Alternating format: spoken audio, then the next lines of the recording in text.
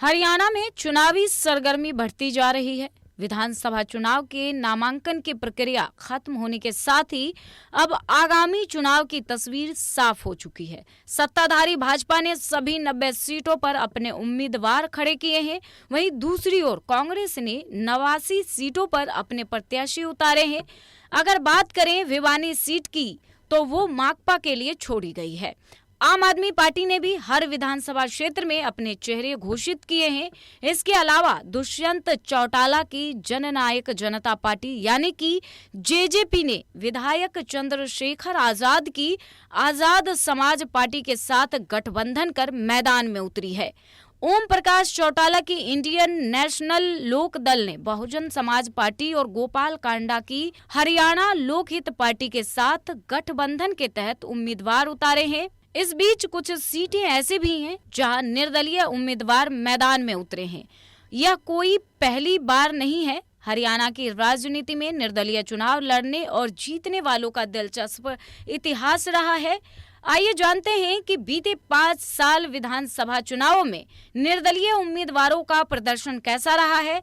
इन चुनावों में कितनी निर्दलीय चुनाव जीतकर विधायक बने हैं। साल 2000 में हरियाणा में 9वीं विधानसभा चुनाव कराई गई थी, जिसमें 519 निर्दलीय उम्मीदवार चुनावी मैदान में उतरे थे, जिनमें सिर्फ 11 उम्मीदवारों को जीत मिली थी और सभी 483 निर्दलीय प्रत्याशी अपनी जमानत भी नहीं बचा पाए थे। निर्दलीय जीत हासिल करने वालों में अनिल विज अंबाला कैंट सीट से, भीमसेन इंद्री से, जयप्रकाश करनाल से, तेजवीर पुंडरी से, दरियाब सिंह झज्जर से, देवराज दीवान सोनीपत से, राजेंद्र सिंह बिसला बल्लभगढ़ से, उदय भान हसनपुर से, गोपी चंद्र गुड़गांव से, राम भगत नारनौद से और मूलाराम नारनौल सीट से जीत हासिल की थी। इस चुनाव में सबसे बड़े दल इंडियन नेशनल लोक दल को 47 सीटों पर जीत मिली थी।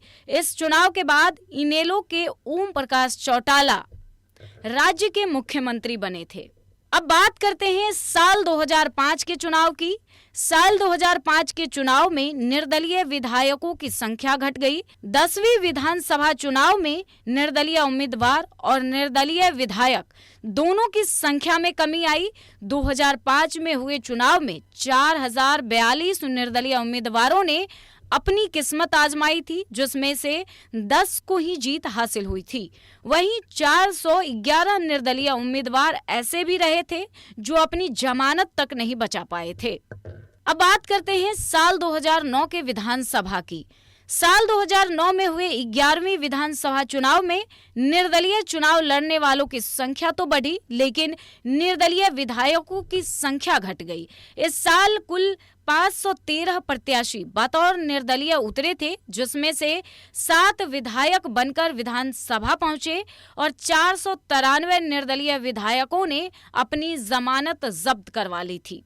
साल 2014 में फिर से निर्दलीय विधायकों की संख्या घट गई। इस साल 12वीं विधानसभा के चुनाव कराए गए थे।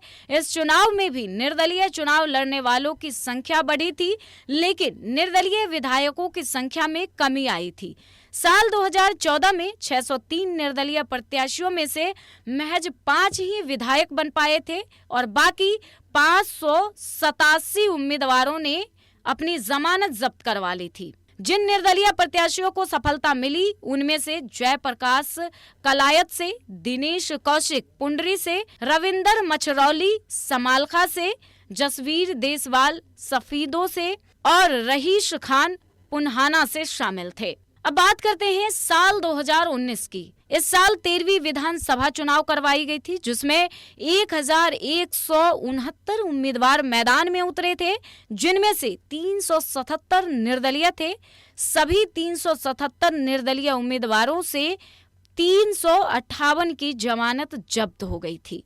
90 सदस्यीय विधानसभा चुनाव में भाजपा को सबसे ज्यादा सीटें मिली थी और कांग्रेस 31 सीटें जीतकर मुख्य विपक्षी पार्टी बनी थी।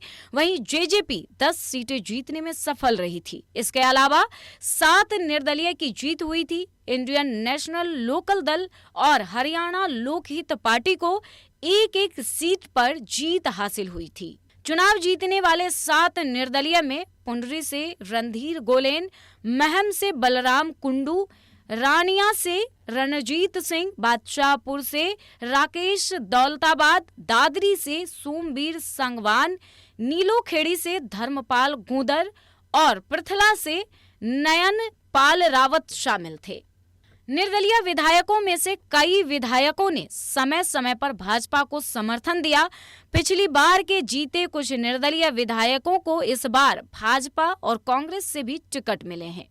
इस बार हरियाणा की 90 विधानसभा सीटों के लिए एक चरण में मतदान होगा। चुनाव के लिए अधिसूचना 5 सितंबर को जारी की गई है। नामांकन की आखिरी तारीख 12 सितंबर तक थी। वही उम्मीदवारी वापस लेने की अंतिम तिथि 16 सितंबर तक थी। इस बार मतदान 5 अक्टूबर को होगा और नतीजे 8 अक्टूबर को घोषित किए जाएंगे। न्यूज डेस्क, एन भारत, धन्यवाद।